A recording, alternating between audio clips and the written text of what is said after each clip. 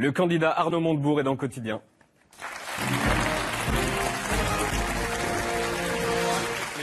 Bonsoir, bienvenue. Bonjour. J'ai mon micro qui se barre. Bienvenue sur le plateau de Quotidien en un seul mot. J'ai bien dit un seul mot. Vous la trouvez comment cette campagne, monsieur Montebourg? Passionnante. Vraiment? Oui. Des projets... un peu courte, non? Intense donc. Oui, bon, il y a eu des vacances. Passionnante, constructive, des idées, des projets, parfois des rêves. En tout cas, je retiendrai passionnante. Votre point faible, c'est quoi pour l'instant?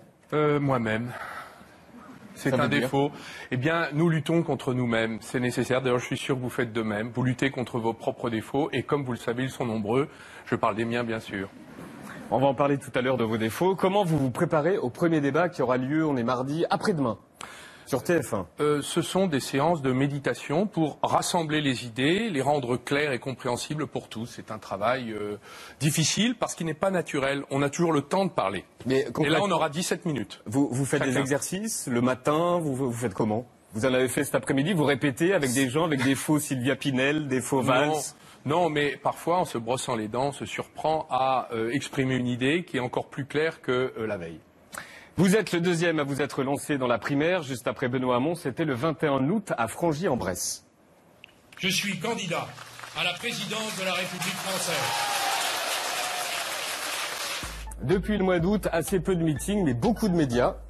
Bonjour Arnaud Montebourg. Bonjour Arnaud Montebourg. Arnaud Montebourg, bonjour. Bonsoir Arnaud Montebourg. Arnaud Montebourg, bonjour. Bonjour Arnaud Montebourg. Bonjour Arnaud Montebourg. Bonjour. Bonsoir Arnaud Montebourg. Bonjour Arnaud Montebourg. Bonsoir. Bonjour Arnaud Montebourg. Et bonjour à vous Arnaud Montebourg. Bonjour. Vos trois propositions phares, la relance par l'investissement. Ouvrir le combat pour la relance économique. Un programme de redécollage économique, de relance par l'investissement, de la relance économique. Une nouvelle Europe.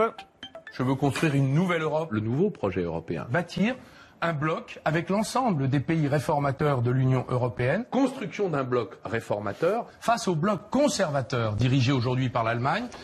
Et le fameux Made in France. C'est une politique du Made in France. C'est le Made in France. Made in France. Made in France. Le Made in France. Made in France. Made in France. Ce Made in France. Un grand programme du Made in France. Vous n'avez pas de slogan, mais vous vous qualifiez comme ça. Je suis le candidat de la société du travail. Moi, je suis le candidat du travail et de la feuille de paix. Je suis le candidat de la société du travail et de la feuille de paix. Ce qui vous fait un point commun avec eux. Je veux être le candidat du travail. Moi, je suis pour une société du travail. Mais en fait, vous êtes le candidat de tout. Je suis le candidat de la transformation concrète du système économique et financier, politique et européen. Vous êtes le candidat de quoi? Un mot. Le candidat de quoi? La transformation. Et enfin, les sondages pleuvent en ce moment. On a remarqué un truc. La semaine dernière, Ruth Elkrief vous branche sur les sondages positifs pour Benoît Hamon. Vous répondez? Benoît Hamon, dans les derniers sondages, il monte et il est tout près de vous. Ça vous inquiète? Écoutez, les sondages, c'est 400 personnes qui répondent au téléphone. Voilà, les sondages c'est nul, sauf quand ils sont bons pour vous. Un sondage ce matin de l'Institut Sofres, publié dans le Figaro et avec LCI, vous donne vainqueur au second tour de la primaire face à Manuel Valls. Ça prend avec des pincettes, comme tous les sondages on le sait, ou alors vous marchez sur l'eau? Écoutez, non, c'est un encouragement à continuer mon travail. Bon, finalement, c'est pas si nul, les sondages. Il faut s'en méfier, car personne ne peut prévoir qui viendra voter, puisqu'on ne connaît pas le corps électoral. Donc j'invite les Français à regarder les propositions, les projets, les personnalités aussi. C'est comme ça qu'on construit finalement un processus de rassemblement, à partir de l'adhésion. S'il n'y a pas d'adhésion, s'il y a des votes utiles en fonction des sondages, c'est très friable et dangereux. Je dégaine mon questionnaire. Questionnaire, ça veut dire les mêmes questions aux candidats à la primaire de la gauche et des réponses courtes, efficaces, du tac au tac, comme ça. Est-ce que vous êtes prêts? À quel moment vous vous êtes dit « je peux être un bon président de la République pour la France » Il y a 10 ans. C'était il y a longtemps. Oui, mais pas tant que ça. Finalement, c'est assez récent. Je me suis dit que... Ça ne vous a jamais quitté? Il y a eu des éclipses, des doutes, mais c'est normal. Mais c'était il y a 10 ans où je me suis dit, je porte des idées, des projets qui sont en train de progresser dans l'esprit public. C'est quelque chose, par exemple, la 6e République. Je l'ai défendu il y a 15 ans. Au début, j'avais le sentiment d'être minoritaire. Tout le monde disait, mais qu'est-ce que c'est que ces marottes? C'est idiot, ce sont des utopies, c'est un rêveur. Et aujourd'hui, c'est majoritaire. Les Français sont à peu près 65% à déclarer que le système politique français actuel est mort. et qu'il faut en construire un autre, c'est l'une de mes propositions. Un président doit-il tout le temps écouter le peuple? Il doit en tout cas le respecter, c'est-à-dire l'écouter et parfois aussi chercher à le convaincre. Je me souviens de François Mitterrand lorsqu'il avait dit contre l'opinion publique, qui se déclarait favorable à la peine de mort, il avait dit en conscience, j'abolirai la peine de mort.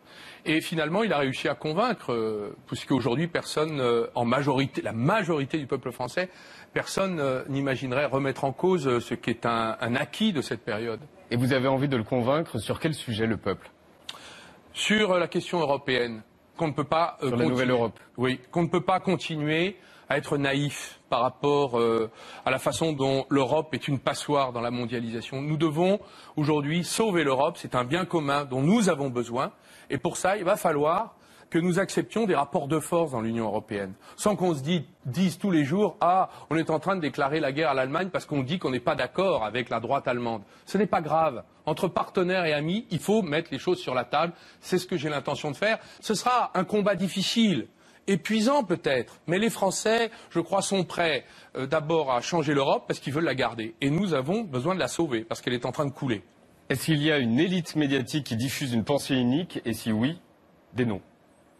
Je me suis surpris à avoir cette pensée lorsque j'ai ouvert ma télévision en regardant le débat de la droite, où j'ai découvert Jean-Pierre Elkabbach. Et je me suis souvenu qu'en 1981, dans la rue, il y a des gens déjà, j'avais 18 ans. Dans la rue, j'avais collé les affiches avec la 304 de mon père à Gevrey-Chambertin, où j'habitais avec mon chien berger allemand dans le break. J'allais coller à l'époque pour Mitterrand. Et je me souviens qu'à l'époque, les gens disaient « Ah, c'est fini Elkabbach ». J'ai 54 ans. Donc là, c'est fini Elkabbach. C'est quoi la politique pour vous, Arnaud Montebourg? En une phrase. La politique, c'est le fait, parce qu'aujourd'hui tout le monde l'a décrit, la critique. On dit on ne veut pas de politique, mais tout le monde en a besoin. C'est le fait de reprendre le contrôle. Contrôle sur ce qu'on veut faire, nos vies. On a l'impression qu'on a perdu le contrôle. Pour moi, par exemple, les banques ont pris le pouvoir sur les politiques. Les banques exercent... Donc c'est retrouver le contrôle. Oui, reprendre le contrôle, si vous voulez un résumé. C'est quoi la gauche?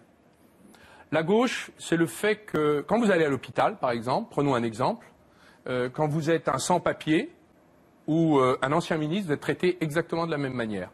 C'est le fait que quand vous allez aux urgences, vous donnez votre carte vitale, mais on ne vous demande pas de votre carte bleue. Et c'est une manière de se dire que finalement, contrairement à ce que propose le candidat de droite, M. Fillon, qui veut démanteler la sécurité sociale, dérembourser, privatiser, c'est qu'il y a une solidarité qui permet de veiller sur notre éducation, notre santé, notamment. C'est quoi la droite? La droite, c'est le contraire. La politique peut-elle encore changer les choses ou alors Apple, Facebook, Google et Amazon vont diriger le monde?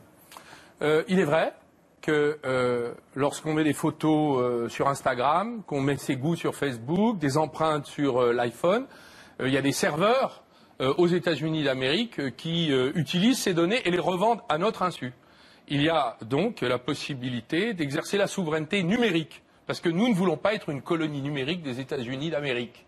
Et pour moi, les data centers, les données personnelles qui protègent les droits individuels, mais aussi nos intérêts collectifs et économiques, doivent être situés sur le territoire français, à tout le moins européen.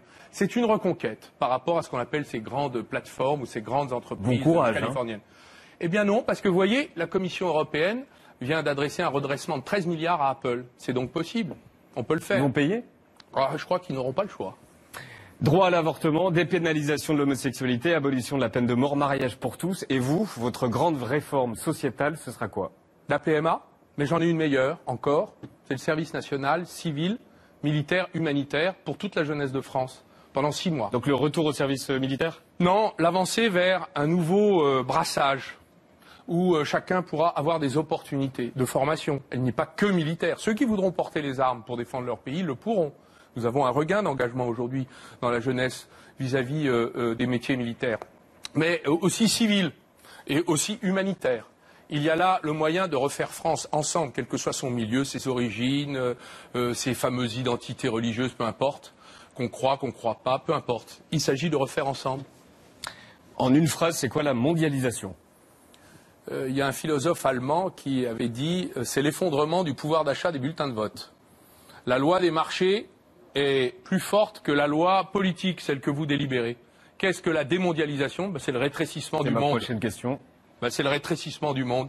C'est que l'aberration qui consiste à produire à 5000 km, pêcher des crevettes dans la mer du Nord, les faire décortiquer au Maroc, puis les conditionner en Bretagne pour les consommer partout dans le monde, c'est absurde, aberrant, anti-écologique. Et en plus, parfois, antisocial. Derrière les marques, il y a des enfants qui travaillent. Des consommateurs s'en sont souciés. Et un jour, ils ont décidé de prendre le pouvoir. Ils ont utilisé leur carte bleue comme un bulletin de vote. Ils ont dit ça, c'est pas possible. Donc c'est la découverte des origines. Vous vous moquez un petit peu du Made in France. Ce n'est pas de moi le Made in France. Ça a commencé avec Barack Obama. Non, un petit peu gentiment. Avec Barack Obama. De votre marinière peut-être, mais oui, pas du Made in France. Un petit peu. Non, c'est très bien. Merci de rétablir. La marinière, c'est Barack Obama qui a eu cet esprit. Il a défendu le Made in America. C'est un mouvement mondial, rien ne l'arrêtera. Les consommateurs reconquièrent leur pouvoir et ils votent avec leurs moyens de paiement. Est-ce qu'il y a un problème avec l'islam en France? Non, il n'y a pas de problème en particulier avec l'islam. C'est une des trois grandes religions monothéistes du livre. Il y a un problème avec ceux qui utilisent l'islam à des fins politiques et même criminelles. Et si nous avons un outil fondamental dans notre pays qu'il faut préserver, même constitutionnaliser, c'est la loi de 1905, les pères fondateurs avaient fait en sorte qu'on évacue toute intrusion du religieux dans le champ politique et que, à l'inverse, la politique ne se mêle pas de la liberté de conscience, de croire ou de ne pas croire. C'est cet équilibre qu'il faut préserver. Ça nous permet finalement de vivre tous ensemble sur le même toit, de travailler ensemble, de s'entraider, bref, d'avoir un projet pour la France. Être président de la République, c'est faire face aux guerres, aux catastrophes, au terrorisme. Est-ce que vous êtes prêt pour affronter cette violence? Car c'est une violence. Oui, l'exercice de l'État est au sommet. C'est le rapport de force pur. Et la France est un pays qui a besoin de se reconstituer, de retrouver de la force. J'y suis prêt à l'y aider. Est-ce que vous êtes prêt à tuer? Les intérêts supérieurs du pays parfois commandent qu'on quitte une certaine légèreté, une certaine désinvolture et qu'on assume les fonctions nécessaires. J'y suis prêt. Une troisième guerre mondiale est-elle possible? Je ne crois pas. Une crise financière nouvelle, oui, avec la violence et la cruauté qu'on a connues en 2008-2009. Mais les menaces et les périls existent. Nous devons nous en prémunir. C'est une des raisons pour lesquelles je défends la modernisation de notre force de dissuasion. Vladimir Poutine, on en fait quoi? Écoutez, à titre personnel, comme citoyen, comme être humain, il n'a pas ma préférence. Mais nous sommes une puissance mondiale et la diplomatie, cela consiste à parler avec, y compris ceux avec lesquels nous avons des désaccords, parfois même des conflits. D'ailleurs, si nous ne parlions qu'avec ceux avec qui nous sommes en accord, il n'y aurait pas de diplomatie. La base de la diplomatie, c'est de convaincre. Donc, on lui a assez parlé à Vladimir Poutine? Je me souviens être allé avec le président François Hollande et le ministre des Affaires étrangères, Manuel Valls, était du voyage au Kremlin, comme nous sommes allés à la Maison-Blanche. Nous discutons et nous avons des désaccords. Parfois, ça frotte. Et c'est normal de chercher à se convaincre mutuellement. C'est normal. C'est le plus fort. Entre grandes puissances. Quand on est au Kremlin face à Vladimir Poutine, j'imagine que c'est quand même le plus fort. Pas forcément. Dans le concert des nations, les puissances s'équilibrent. Et la France doit avoir une position d'indépendance. Elle ne peut pas être suiviste, ni à l'égard des uns, ni à l'égard des autres. C'est d'ailleurs l'esprit du général de Gaulle, repris par François Mitterrand. La France a une politique non suiviste et elle défend des positions d'indépendance vis-à-vis de toutes les formes de puissance, y compris au sein de ses alliances, comme par exemple l'OTAN.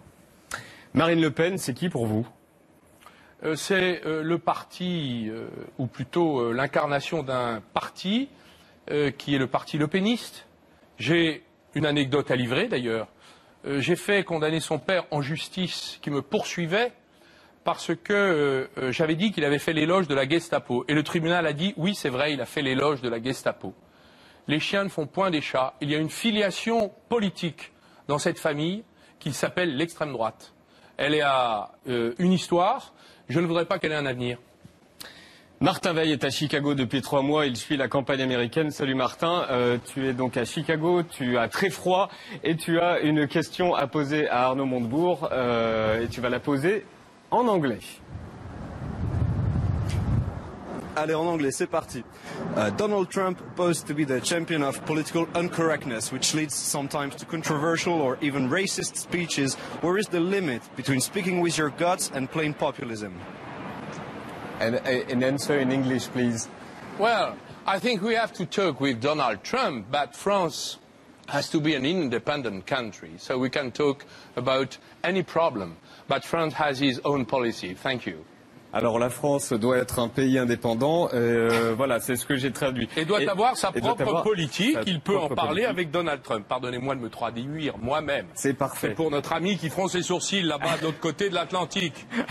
En revanche, la deuxième mais langue... Mais c'est pas ça, mais c'était pas le sens de ma question. Ah pardon, la réponse alors j'ai mal compris votre anglais.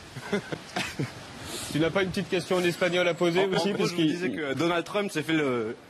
Hein? Uncorrectness. J'ai compris ça. Exactement. En fait, je vous disais que Donald Trump s'est fait un petit peu le champion du politiquement incorrect et que du coup, parfois, dans ses discours, il est très controversé, parfois raciste. C'est quoi la limite pour un homme politique entre parler avec ses tripes et faire du populisme? C'était ta question et Arnaud Montebourg a répondu. Merci Martin, à tout à l'heure.